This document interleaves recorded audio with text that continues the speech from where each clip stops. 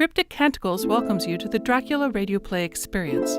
Sit back, relax, and enjoy this full audio performance of Bram Stoker's masterpiece, released chronologically by entry date. Dr. Seward's Diary, continued. 8 September. I sat up all night with Lucy. The opiate worked itself off towards dusk, and she waked naturally. She looked a different being from what she had been before the operation. Her spirits even were good, and she was full of a happy vivacity, but I could see evidences of the absolute prostration which she had undergone. When I told Mrs. Westerna that Dr. Van Helsing had directed that I should sit up with her, she almost pooh-poohed the idea, pointing out her daughter's renewed strength and excellent spirits. I was firm, however, and made preparations for my long vigil. When her maid had prepared her for the night, I came in, having in the meantime had supper, and took a seat by the bedside. She did not in any way make objection, but looked at me gratefully whenever I caught her eye. After a long spell, she seemed sinking off to sleep, but with an effort seemed to pull herself together and shook it off. It was apparent that she did not want to sleep, so I tackled the subject at once. You do not want to sleep? No, I am afraid. Afraid to go to sleep? Why so? It is the boon we all crave for. Not if you were like me. If sleep was to you a presage of horror. A presage of horror? What on earth do you mean? I don't know.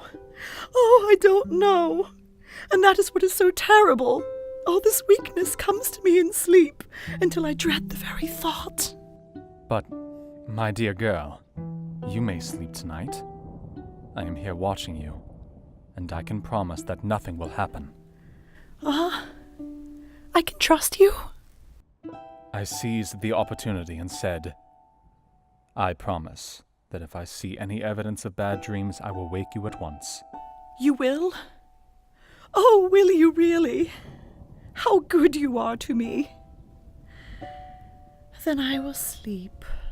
And, almost at the word, she gave a deep sigh of relief and sank back asleep. All night long I watched her.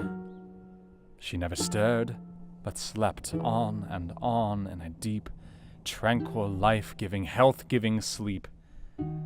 Her lips were slightly parted, and her breast rose and fell with the regularity of a pendulum. There was a smile on her face, and it was evident that no bad dreams had come to disturb her peace of mind.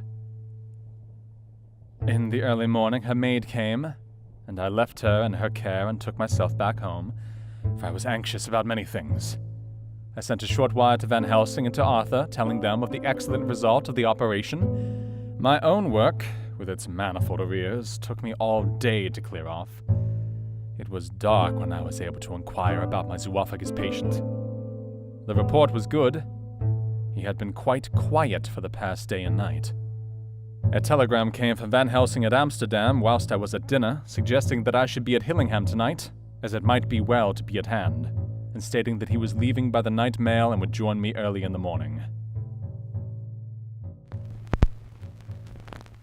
You have been listening to Bram Stoker's Dracula, the radio play, as presented by the Cryptic Canticles. Stay tuned for our next episode at crypticcanticles.com.